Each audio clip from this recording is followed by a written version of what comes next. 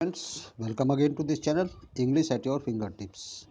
Students, today we are going to explain poem number 9, first part of poem number 9, class 9, CBSE and UP board. Name of the book is Beehive. Name of the poem is The Snake Trying. Name of the poet who composed it is W. Ross. Students, आज हम कक्षा 9 की poem number 9 का first part explain करने जा रहे हैं। चूँकि पोएम नंबर 9 जो है वो 2 पार्ट्स में है। जो एक फर्स्ट पोएम है, दोनों छोटी छोटी पोएम है। जो फर्स्ट पोएम है उसका नाम है द स्नेक ट्राइंग, और जो दूसरी पोएम है जिसको हम सेकंड पार्ट में एक्सप्लेन करेंगे उसका नाम है द ग्रीन स्नेक।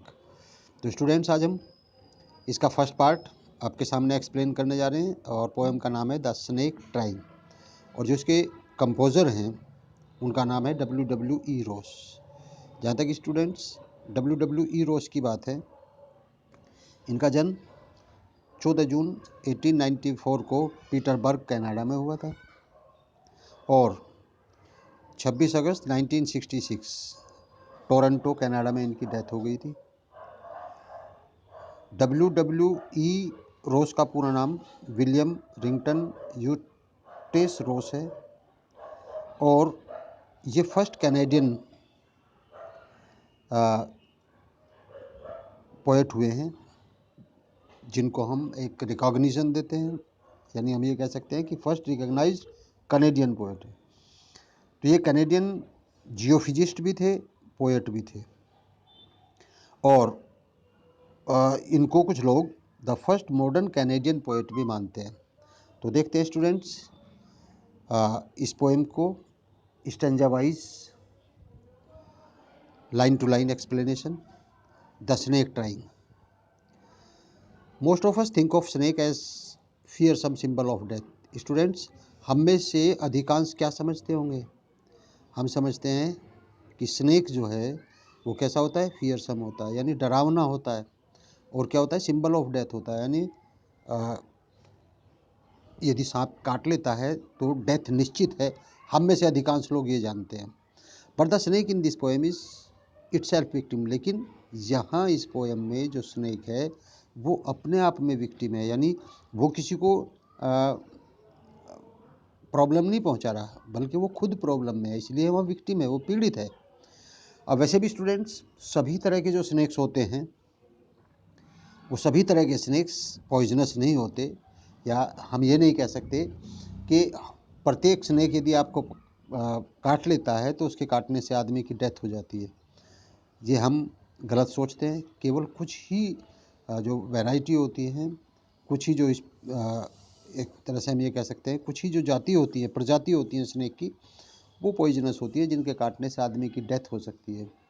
अदरवाइज़ जो अधिकतर जो स्नेक्स होते हैं, जो अधिकांश स्नेक्स होते हैं वो पॉइजनस नहीं होते, उनके काटने से डेथ नहीं होती आदमी की।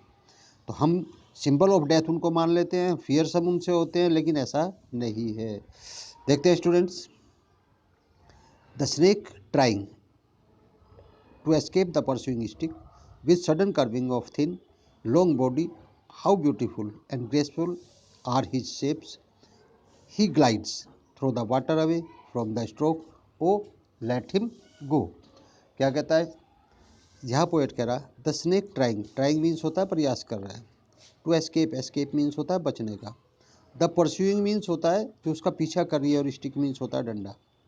तो जो स्नेक है यहाँ उस डंडे से बचने का प्रयास कर रहा है, उससे बच जाने का प्रयास कर रहा है, जो उसको परस्यू कर रही है, जो उसका पीछा कर रही है। यानी कोई डंडा लिए हुए है, कोई स्टिक लिए हुए है, और उसको उस स्टिक से मार देना चाहता है। और जो स्नेक है वो ट्राइंग कर रहा है, वो प्रयास कर रहा है कि वो उससे बच जाए। और प्रयास कैसे कर रहा है? प्रयास कर रहा है विद सडन कर्विंग। कर्विंग का मतलब होता है स्टूडेंट्स, जो स्नेक जब दौड़ता है तो वो इस तरह से लहर मार, इस तरह से दौड़ता है, यानी एक लहर के साथ इस तरह से। तो curving of thin long body, अपनी थिन लॉन्ग बॉडी को कर्व करते हुए, सडन माइनस होता है अचानक से, तो सडन कर्विंग करते हुए वो वहाँ से भाग जाने का प्रयास कर रहा है ताकि वो परस्यूइंग स्टिक से अपने आप को बचा सके। पोएट क्या कहता है? How beautiful. पोएट को बहुत सुंदर लगता है। And graceful are his shapes. जब वो इस तरह से शेप बना रहा है तो पोएट कहता है कि उसकी शेप्स कितनी सुंदर लग रही है। He glides through the water away. वो क्या करता है? वाटर से ग्लाइड कर जाता है। ग्लाइड का मतलब होता है स्टूडेंट्स फिसलना।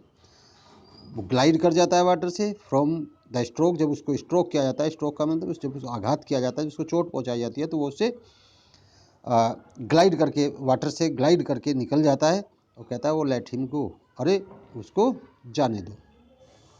तो स्टूडेंट्स यदि हम यहाँ देखें तो यहाँ क्या है, इसमें यदि हम देखें तो यहाँ ट्राइंग, यहाँ स्टिक, यहाँ थिन, यहाँ ब्यूटीफुल, यहाँ शेप्स, यहाँ अवे और गो। तो यदि हम देखें तो किसी भी लाइन का, किसी भी वर्ड का आपस में प्रोनाउंसिएशन मैच नहीं कर रहा है। इसका मतलब क्या हुआ? इसका मतलब ये हुआ कि पोएम में कोई भी राइमिंग स्कीम नहीं है। और जब कोई पोएम में कोई राइमिंग स्कीम नहीं होती तो वो क्या होता है? उसे बोलते हैं फ्री वर्स। तो जो पोएम है वो किस में लिखी गई है? फ्री वर्स में लिखी गई है, यानी इसमें कोई भी राइमिंग स्कीम नहीं है। जहाँ तक इसकी हम बात करें इसमें किसी पोइटिक डिवाइस की, तो पोइटिक डिवाइस की जब हम बात करते हैं तो इस स्टेंजा में कोई भी पोइटिक डिवाइस भी इस पे विशेष रूप से यूज़ नहीं की गई है। तो ना तो इसके अंदर कोई राइमिंग स्कीम है, इसलिए फ्री वर्स में लिखा गया है, और ना ही इसमें कोई ख़ास पोइटिक डिवाइस का यूज़ किया गया है।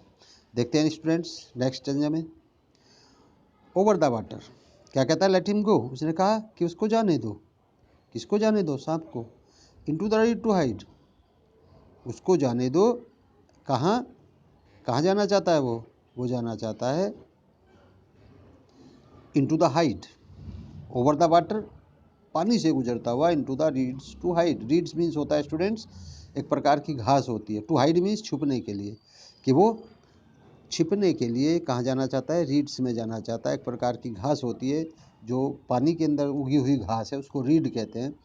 तो उस रीड्स के अंदर जाना चाहता है वो छिपने के लिए, विदाउट हर्ट। और वो चाहता है कि बिना हर्ट हुए वो ग्लाइड करके पानी के ऊपर से कहाँ पहुँच जाए? रीड्स में पहुँच जाए। और चूंकि वहाँ हरी घास है और घास की पत्तियों के बीच में वो अपने आप को हाइड कर लेगा, छिपा लेगा।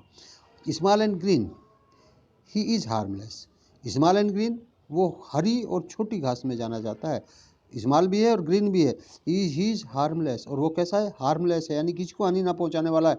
और कहता है एवन टू चिल्ड्रन, कि वो तो बच्चों को भी हानि नहीं पहुंचा देगा, नहीं पहुंचाने वाला हार्मलेस स्नेक होता है। यानी मैंने जैसा बताया था कि सभी स्नेक्स जो होते हैं वो हार्मफुल नहीं होते। सभी स्नेक्स जो है उनके काटने से आदमी की डेथ नहीं होती। तो यहाँ उसने यही कहा है पोएट ने कि small and green he is harmless even to children among the sand, कि वो छोटा है, हरा है, हार्मलेस है और बच्चे को भी हानि नहीं पहुंचा सकता, इसलिए उससे किसी भी प्रकार का खतरा नहीं है। इसलिए पोएट कहता है लेट हिम गो, उसको जाने दो। क्या कहता है? अमंग द सैंड ही ले until observe. Among the sand, along the sand means होता है मिट्टी पर, रेत पर। ही ले वो लेटा रहता है, अनटिल ऑब्जर्व जब तक कि उसको ऑब्जर्व ना किया जाए, जब तक कि उसको छेड़ा ना जाए। वो आराम से कहाँ लेटा रहता है?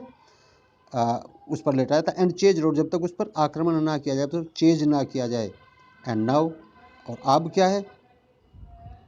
अब वो कहता है एंड नाउ, अब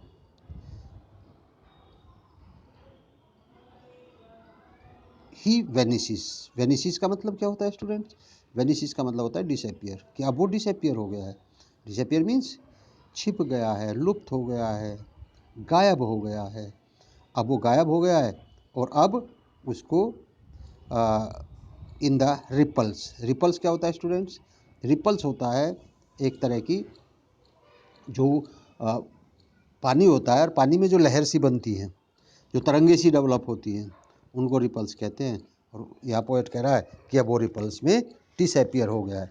किससे बचने के लिए? किससे बचने के लिए? स्टिक जो उसको परस्यू कर रही थी, जो परस्यू कर रही थी स्टिक, उससे बचने के लिए वो वाटर के ऊपर ग्लाइड करता हुआ कहाँ पहुँच जाता है? वो पहुँच जाता है रीड्स में, और वहाँ जा कर के वो डिसअपियर हो जाता है। और डिसअपियर होने पर इस तरह से वो अपने आप को बचा लेता है। अब देखिए स्टूडेंट्स, यहाँ क्या था, यदि हम देखें तो क्या था, वो एक तरह से विक्टिम था, क्योंकि उसी का पीछा तो किया जा रहा था, उसी को तो कोशिश की जा रही थी मारने की, लेकिन वो वेनिश हो जाता है रिपल्स में अमंग द ग्रीन स्लिम। किस में? अमंग माने बीच में, द ग्रीन माने हरी हरी, स्लिम माने पतली, रीड्स माने घास में। यानी जो स्टिक से उसका परस्यू किया जा रहा था, जिस स्टिक से उसे मारने का प्रयास किया जा रहा था, उनसे बच करके वो वैनिश हो जाता है, डिसअपियर होता है। किस में? रिपल्स में डिसअपियर हो जाता है। रिपल्स मीन्स इस तरह की जो लहरें जो निकलती हैं, इस तरह की हम उसको भंवरा भी कहते हैं। तो उन रिपल्स में वो डिसअपियर हो जाता है, जहाँ ग्रीन स्लिम रीड्स हैं उनमें वो डिसअपियर हो जाता है। तो इस तरह से स्टूडेंट्स, जो स्नेक है वो स्टिक से बच जाता है, अपनी जान बचा लेता है, और अपनी जान बचा करके वो डिसअपियर होने में सक्सेसफुल हो जाता है। अब यहाँ भी स्टूडेंट्स यदि हम देखें, hide, green, children, sand, observe, now, ripples, reeds, तो कोई भी वर्ड आपस में मैच नहीं करता है। तो इसलिए इसमें भी हम कहें कि राइमिंग स्कीम कोई नहीं है। हम यहाँ कह सकते हैं कि इसको भी किस में लिखा गया है? फ्री वर्ड्स में लिखा गया है। फ्री वर्ड्स जब पोएम में कोई राइमिंग स्कीम नहीं होती है। तो ये भी क्या हुई? फ्री वर्ड्स होगी आपकी, फ्री वर्ड्स में लिखा गया है। और जहाँ तक स्टूडेंट्स इसकी पोएटिक डिवाइस की हम बात करते हैं, तो इसमें किसी भी तरह की पोएटिक डिवाइस का यूज़ नहीं किया गया। हाँ, इसको यहाँ कह सकते हैं कि ही इज़ हार्मलेस, ही यूज़ किया गया है। ही किसके लिए किया गया है? पर्सन के लिए किया जाता है।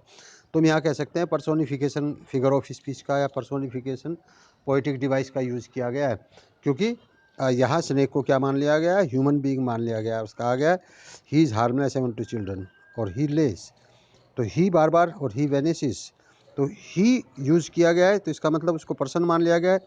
तो हम ये कह सकते हैं कि स्नेक को पर्सोनिफाइड किया गया है, और पर्सोनिफिकेशन पोएटिक डिवाइस का यहाँ यूज़ किया गया है। ये थी स्टूडेंट्स आपकी poem number 9, the snake trying. और जो स्नेक ट्राइंग इसका जो टाइटल रखा गया वो भी इसीलिए रखा गया है कि स्नेक ट्राई कर रहा था अपने आप को बचाने की। स्टूडेंट्स, आपको वीडियो कैसी लगी? कमेंट सेक्शन में जा कर के वीडियो को लाइक करें और कमेंट करें। यदि कोई चीज़ आपको समझ नहीं आई तो फिर मैं दोबारा से एक्सप्लेन कर दूंगा। जो चीज़ आपको नहीं समझ में आएगी उसको मैं फिर से एक्सप्लेन कर दूंगा। स्टूडेंट्स, आपको वीडियो कैसी लगी? लाइक करके कमेंट करके बताएं। यदि आपने चैनल को अभी सब्सक्राइब नहीं किया तो चैनल को प्लीज़ सब्सक्राइब करें, ताकि आने वाले वीडियोज़ की नोटिफिकेशन आपको प्राप्त होती रहे। वीडियो को अपने फ्रेंड्स के साथ ज़्यादा से ज़्यादा शेयर करें, ताकि आपके फ्रेंड्स भी इसका अधिक से अधिक लाभ उठा सकें और अपनी प्रिपरेशन अच्छे से कर सकें। मिलते हैं किसी नेक्स्ट वीडियो में, तब तक के लिए थैंक यू वेरी मच।